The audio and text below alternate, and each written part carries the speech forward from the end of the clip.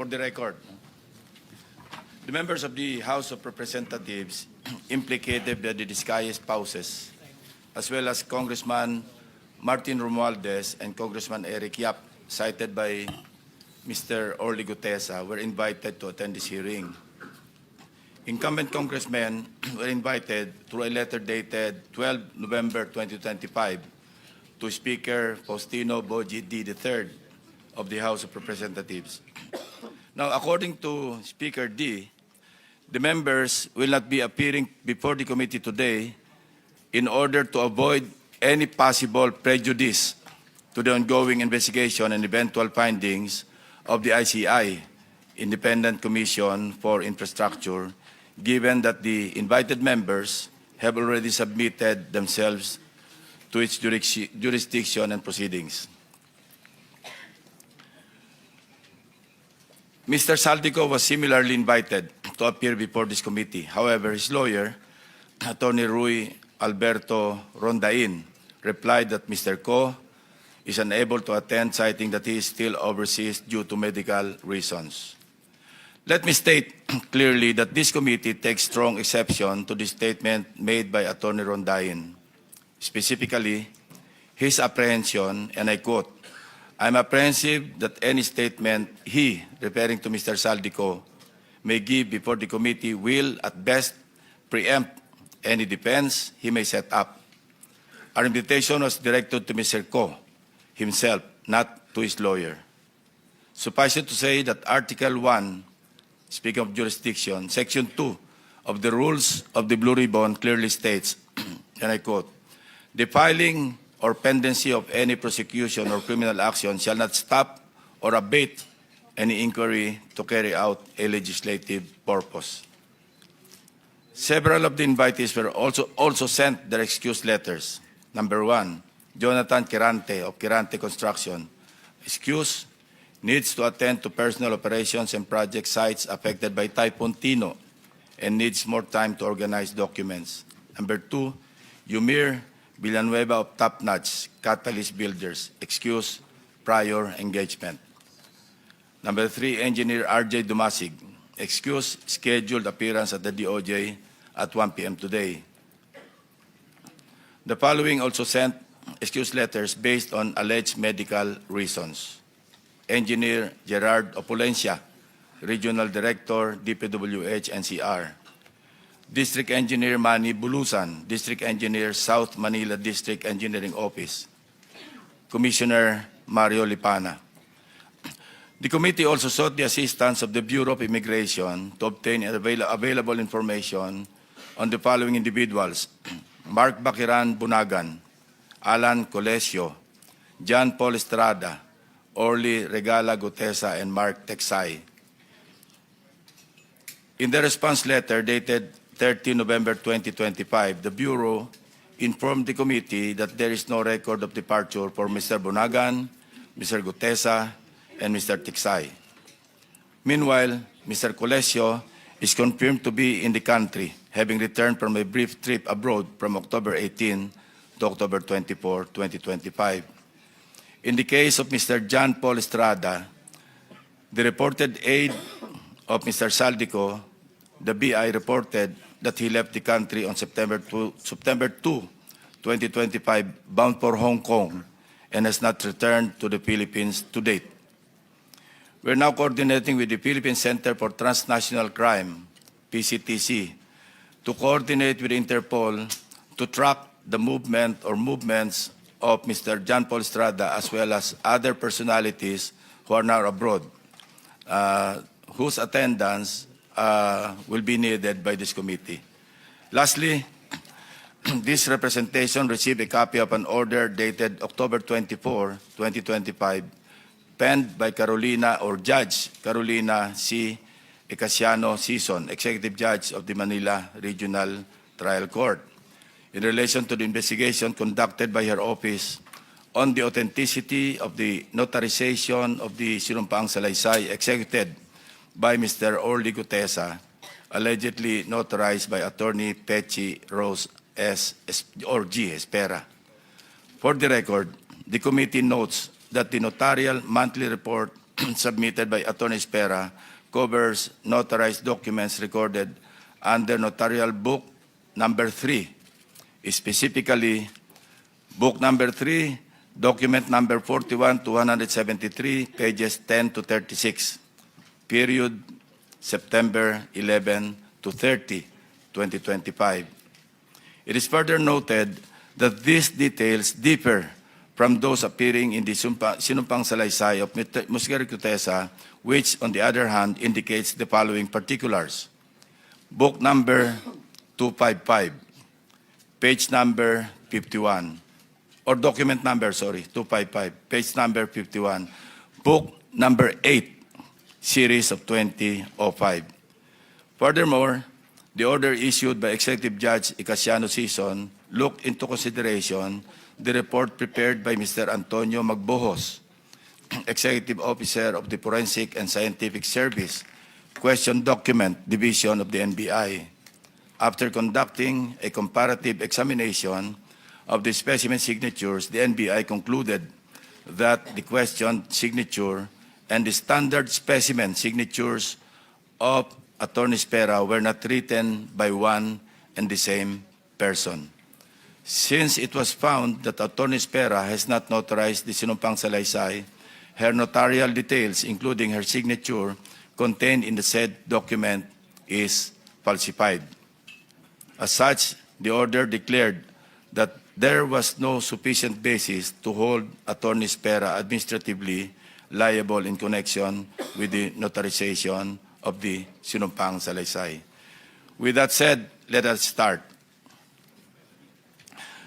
We will recognize again the members of the committee in the order of their arrival. And the first to arrive is, as usual, Senator Erwin Tulfo. Of course, the Senate President, we are joined by the Senate President to arrive second. Then followed by Senator Ontiveros, Senator Pangilinan, Senator Marcoleta, Senator Bam Aquino. So, Senator Tulfo, you have the floor. Thank you, Mr. Chair. I just have a quick statement, Mr. Chair. Distinguished members of the committee. The Professor Wina Guerra of UP Center for Integrated and Development Studies in their policy paper, Flood Control Fiasco, the policy reckoning for accountability in the Philippines, revealed that our flood control failures stem not from lack of funds, but from absence of credible science, data, and accountability, and also, of course, of corruption. One of her recommendations is the revival of Project NOAA and its return to the Department of Science and Technology.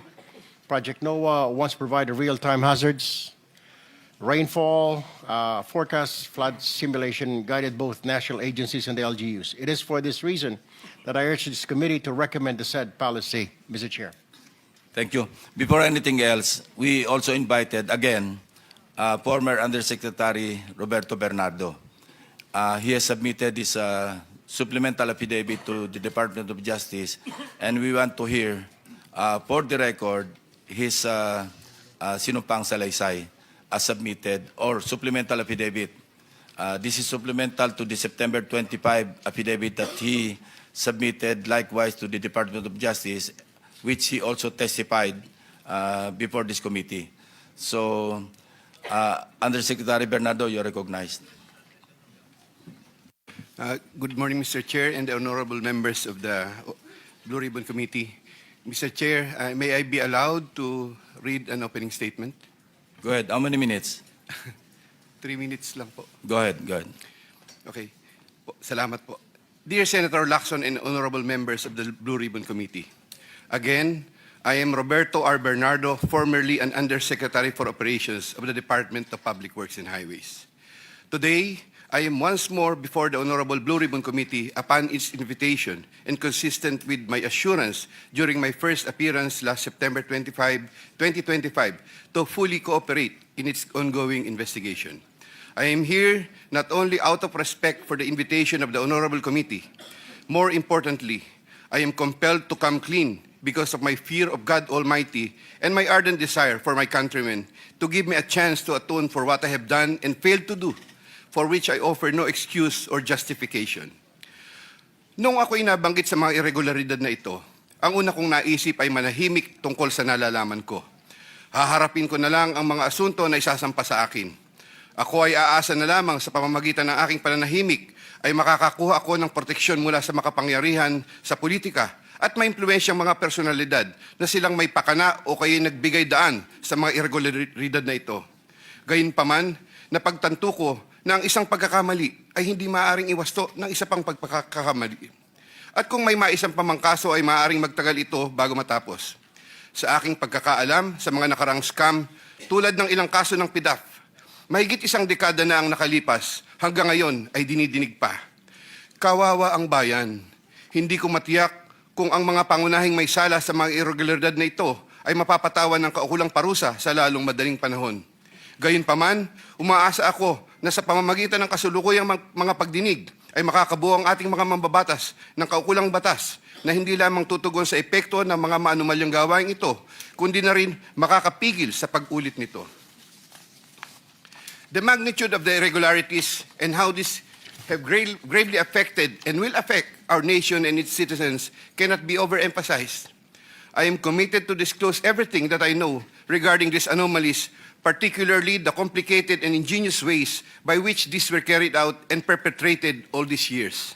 This, despite the serious threats to my personal safety and that of my family and loved ones.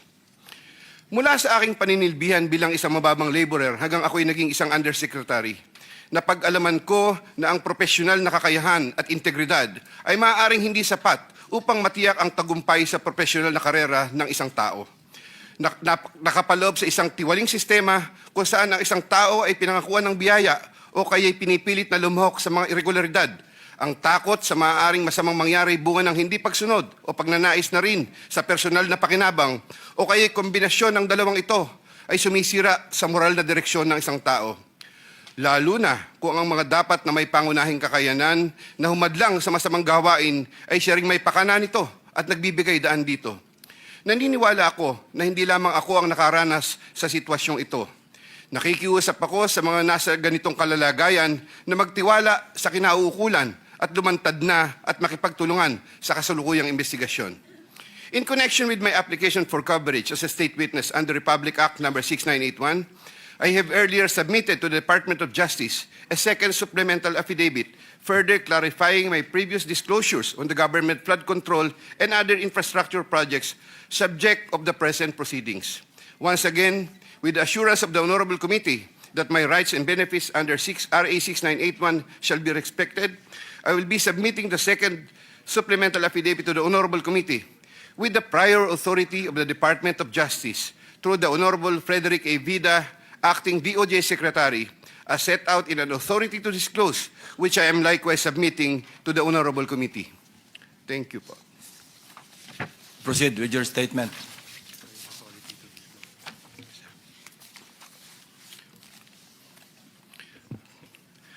Second supplemental affidavit.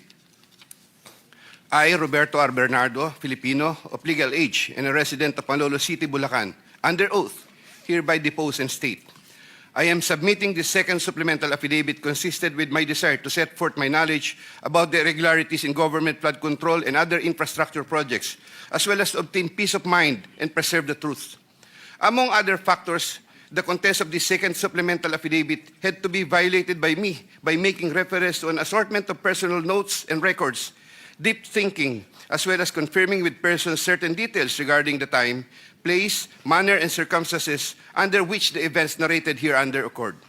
Moreover, owing to the passage of time and the fact that I am no longer part of the DPWH following my retirement in August 2025, the process of collecting facts and details had progressed slower than expected, contributing to the delay in the submission of this second supplemental affidavit. Also, I would like to make clear that while the facts narrated below are based on my direct personal knowledge and fortified by official DPWH records, the kickback scheme pertaining to the collection and handoff of the commitments to the relevant public officers occur practically without any paper trail. A statement of facts available to all, applicable to all. Over the decades that I worked for the DPWH, it has always been my philosophy to form good working relationships between and among my bosses and or superiors, inferiors and or subordinates, and other colleagues even without the promise or expectation of a reward or personal advantage. I would rather troubleshoot problems than develop enemies and immediately address all concerns. I would do this so that I can effectively perform my duties and responsibilities under the DPWH. Unfortunately, this professional orientation of mine has forced me to compromising situations that include the matters narrated hereunder. I reiterate my deep remorse and guilt for what I have done, and I am now animated by an honest desire to help rectify the institutional defects in the systems and operations, not only of DPWH, but also other government agencies, and help in developing lasting and meaningful reforms. I can confirm, based on my personal knowledge, that in some form or another, and on various extents, based on current setup, each and every DPWH official, employee from top and down the line is buffeted with various avenues of corrupt acts and practices. This would include high-ranking members of the department, such as secretary, undersecretaries, assistant secretaries, regional directors, district engineers, bids and awards committee members, engineers, inspectors, and all the way down to laborers. This is also true for several top officials of other departments and or agencies, such as but not limited to the Department of Finance, Department of Environment and Natural Resources, Department of Health, Department of Education, Department of Agriculture, Department of Agrarian Reform, Department of Transportation, Philippine Charity Sweepstakes, Philippine Coconut Authority, etc.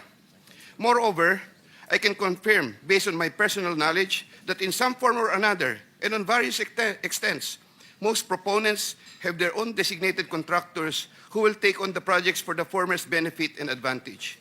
Sometimes, other proponents would request me to suggest contractors for them who are known to me or referred to me by friends and other personalities. There are situations that national and local elected politicians would request me to source projects for them. If given more time and opportunity to review the records and confirm supporting facts, I may be able to particularize the details of these transactions and dealings. Senator Ramon Bong Revilla Jr. I have a close and friendly relationship with Senator Ramon Bong Revilla, and we go all the way back since the time of Amay Bisaya and Mayor Viseo, who first introduced me to the former legislator while I was still a district engineer in Laguna sometime in 2005 or 2006. We frequently meet in important social gatherings. Senator Revilla later on became a godparent of two of my daughters, while I became a godparent to one of his children. When Senator Revilla was incarcerated, I visited him several times at the PNP Custodial Center at Camp Crame. Because of our close relationship, Senator Revilla had asked me for assistance on several matters which I can no longer exactly recall at the moment because this happened a long time ago, and I presently don't have records to help me reconstruct the events. Sometime in the third quarter of 2024, Senator Revilla and I met where he asked me for a list of projects for funding, ostensibly to help him in his national campaign. When Senator Revilla asked me about the percentage of the commitment, I suggested either 20 or 25, to which Senator Revilla said 25%. Soon thereafter, also in the third quarter of 2024, I asked then District Engineer Henry Alcantara to prepare a list of projects, which he subsequently gave to me. The said projects are enumerated in a list here to attach as Annex A. Moreover, still in the third quarter of 2024, I also asked then District Engineer, but later Regional Director for NCR, Engineer Gerard Opalencia, to prepare a list of projects, which he subsequently gave to me. The said projects are enumerated in a list here to attach as Annex B. I had the list of projects totaling 1.5 billion submitted by Engineer Henry and Engineer Gerard, consolidated in one sheet of paper, and gave the same to Senator Revilla in the third quarter of 2024. With respect to the projects under the NEP and HGAB, I followed this up with Secretary Manny Bonoan upon request of Senator Revilla, who would also follow this up with Yusek Cathy Cabral. The White House compound is the ancestral home of the Revillas with the large Blue Gate entrance at the time. Sometime in the last quarter of 2024, Engineer Alcantara collected the 25% commitment of about 125 million and informed me that the same was ready for turnover through Engineer Gerard Opalencia. Engineer Gerard Opalencia told me that the 25% commitment was already loaded in my vehicle. After receipt of the 25% commitment, which were packed in 6 cardboard boxes, each containing at least 20 million, and 1 paper bag containing 5 million. I called up Senator Revilla to inform him the same is ready to be turned over to him. Sometime December 2024, probably the Monday after my receipt of the commitment, my driver and I went to the residence of Senator Revilla. Upon reaching the area, I tried calling Senator Revilla, but he was not answering my call, so I waited. After waiting for approximately 1 hour at a nearby gasoline station, we were finally allowed inside the compound by the guard. Once inside, we parked the vehicle, and shortly upon alighting, I saw Senator Revilla at the terrace. I walked over to Senator Revilla for a casual talk. While the boxes were being unloaded, Senator Revilla and I talked for about 20 to 25 minutes. I asked him, Sen, bakit hindi ka nangangampanya? Senator Bong replied, okay naman pare, maganda results ng survey. Relax muna. The personnel of Senator Revilla helped in unloading the boxes. After the delivery of the commitment, I headed back to Manila. Sometime late January or February 2025, in relation to a list of projects submitted by Engineer Gerard Opolencia, Senator Revilla called me to follow up on the status of the commitment. About a week later, sometime February 2025, I informed Senator Revilla that the same was ready for turnover. Before the start of the campaign period for national elective positions, I directed one of my aides to deliver commitment amounting to 250 million to the residence of Senator Revilla at the White House compound, Aguinaldo Highway, Bacoor, Cavite. Senator Nancy Binay. Carlin Yap Villa is the aide of Senator Nancy Binay, who transacted with me regarding the latter's projects and commitment. If I recall correctly, I first met Carlin in the year 2018 during the budget season at the Senate. Eventually, sometime 2019, Yusek Traigib Olivar, whom I knew very well, endorsed Carlin to me. From then on, Carlin would contact me directly to follow up the status of different matters. Sometime fourth quarter in 2022, Carlin, claiming to act on behalf of Senator Binay, asked my help for the transfer of an assistant district engineer in Mindanao to another district, a request which I endorsed to Sec. Bunoan. Sometime during the third to fourth quarter of 2022, Carlin requested on behalf of Senator Binay for a list of projects worth around 1.882 billion with 12% commitment. The said projects are enumerated in a list here to attach as Annex C. I got 3% of 1.882 billion. I prepared a list of projects within my area of jurisdiction with the help of DPW's officials, but could not recall at this time exactly who among them gave me the list. But I can recall that it was Engineer Manny Bulusan who coordinated the collection of the commitment. Eventually, during the first quarter of 2023, the commitment was delivered to Carlin for Senator Binay in several tranches in Makati and Quezon City. But I could not recall at this time the details of the deliveries, but I undertake to submit additional information thereon. Sometime last quarter of 2023, Carlin again asked for Senator Binay a list of projects for inclusion and funding under the 2024 GAA, which I provided with the help of Engineer Gerard Opolencia and Engineer Henry Alcantara. The total list of projects initially amounted to 2.5 billion, but which was reduced to 1.672 billion. The said projects are enumerated in the list here to attach as Annex D. Apparently, some individual or group offered Senator Binay a higher amount of commitment of 15% instead of the previous 12%, with the promise that the commitment would be released much earlier. Yusek Traigib learned about the plan to transact with this individual or group, and I was informed by Yusek Traigib that he confronted Carlin and said to her, "Bakit nyo binabawasan ng kay Robert? Siya din naman ang nilalapitan ng mga yan pagka nagkakaproblema." However, sometime later part of December 2023, Carlin called me and requested for a 50 million advance for Senator Binay's use for the holiday season because the individual or group was unable to deliver on their promise, and which I then helped to fix. Thereafter, Carlin told me that Senator Binay was expecting an increase in the commitment from 12 to 15%, which I agreed to fulfill. I did not get any percentages from the aforementioned projects worth 1.672 billion, but I was reimbursed the 50 million which I earlier advanced. I was nurturing goodwill with Senator Binay by fulfilling the commitment. Sometime 2024, Carlin requested me to relate to Sec. Bunoan Senator Binay's request for some allocation under the NEP, which I did. Sec. Bunoan allocated 500 million for Senator Binay under the NEP for 2025, which I relayed to Carlin.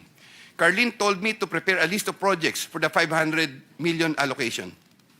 I then asked a list of projects from Engineer Henry and Engineer Gerard worth 500 million, which I then submitted in person with Sec Bunoan, who then told me he will instruct Yusek Cabral to include the same in the NEP. The list of projects was included in the NEP for 2025. The said projects are enumerated in a list here to attach as Annex E. Likewise, sometime in the last quarter of 2024, Carlene for Senator Binay asked for a list of projects to be included in the 2025 GAA. I then directed Engineer Henry and Engineer Gerard of Polescia to prepare a consolidated list of projects. I submitted a list of projects totaling 3 billion to Carlene, but only approximately 2.6 billion was included. The said projects are enumerated in a list here to attach as Annex F. After these projects appeared in the GAA, Engineer Bulusan, Engineer Opolescia, and myself collected, raised, and prepared the 15% commitment, which was all turned over to me. There were difficulties in collecting the commitment as there were contractors, congressmen who did not give amount considering the issue of for later release projects totaling approximately 80 million more or less, which I had to advance. Despite this total commitment collected and raised for Senator Binay was 15% of 1.2 billion or around 468 million more or less. I earlier mentioned that the 37 million more or less was delivered at Horseshoe Village, Quezon City, which refers to the amount collected by Engineer Henry Alcantara. But upon full recollection, there were two deliveries. The first delivery amounted to 340 million at a house in Horseshoe Village, Quezon City, and the second delivery amounted to at least 200 million at another house, but also in Horseshoe Village, Quezon City. After the second delivery, Carlene told me, "Kinuha na ni Sir, salamat raw. Hindi ka raw kakalimutan sa Makati." The Sir refers to the husband of Senator Binay. I did not get any percentages from the projects worth 3,120 million for NEP and GAA for Senator Binay. Senator Chis Escudero and Maynard Ngu. I met Maynard Ngu at the Manila City Hall during the term of Mayor Erap, and while I was the city engineer of Manila sometime in 2013. Maynard Ngu is a familiar figure in the social political circles, as he would be handling substantial donations to politicians during election season, including the distribution of mobile phones. During the 2022 national elections, Maynard Ngu approached me and asked for help in raising campaign funds. I and other DPWH officials assisted Maynard Ngu in raising campaign funds. These frequent interactions with Maynard Ngu at the court helped me in building our mutual trust with each other, especially in favor of Senator Escudero, whose interest Maynard Ngu was actively promoting. Maynard Ngu was appointed Special Envoy to China for Trade, Investments, and Tourism in 2023. When Senator Chis Escudero became Senate President in 2024, Maynard Ngu approached me and asked for a list of projects for Senator Chis Escudero. Thereafter, sometime November 2024, I asked Engineer Opolescia to prepare a list of projects for Senator Chis Escudero following my conversation with Maynard Ngu. Thereafter, Engineer Opolescia submitted to me a list of projects for funding. The said projects are enumerated in a list here to attach as Annex G. For the projects located in Valenzuela, Engineer Opolescia, through District Engineer Ruel Umali, collected the money for the commitment for Senator Chis Escudero. He delivered the commitment at Diamond Hotel. We saw each other at the Diamond Hotel, and Engineer Opolescia told me, nasa inyo na po, boss. When I asked my driver to confirm, the driver told me, nasa akin na po, okay na po. For the projects located in Marinduque, Engineer Opolescia, through Regional Director Ryan Altea, collected the commitment for Senator Chis Escudero. He delivered to me the commitment at Diamond Hotel. Engineer Opolescia called me and said, "May papadala ako sa inyo ngayon. Dadali na lang po sa Diamond." Later, the driver told me, "Nasa akin na po, okay na po." Following a deeper recollection of the facts and checking with public records, I can now confirm that in addition to the Valenzuela and Marinduque projects, Engineer Opolescia also provided the list of projects for Oriental Mindoro and Quezon City. The complete list of projects for Senator Chis Escudero is worth 1.4 billion with 20% commitment. The said projects are enumerated in a list here to attach as Annex H. Sometime early 2025, I made the first delivery of 160 million for Senator Chis Escudero at the Cherry Mobile Building at Maynard Ngu in Apacible Street, Manila. Thereafter, early 2025, I made the second delivery of 120 million for Senator Chis Escudero, also at the Cherry Mobile Building of Maynard Ngu. Senator Jinggoy Estrada. I have known Senator Jinggoy Ejercito Estrada since I met Senator Jinggoy Estrada through the social circles of Senator Bong Revilla. We usually had encounters during social gatherings of people in the movie industry. We developed a close relationship. Sometime in 2010, when I was Assistant Regional Director of DPW's Region 4A, Senator Jinggoy was backing me to become a Regional Director. When I failed to become a Regional Director, I applied for the position of City Engineer, and Senator Jinggoy was one of those who recommended me. When he was incarcerated, I would visit him, but sometimes together with then City Mayor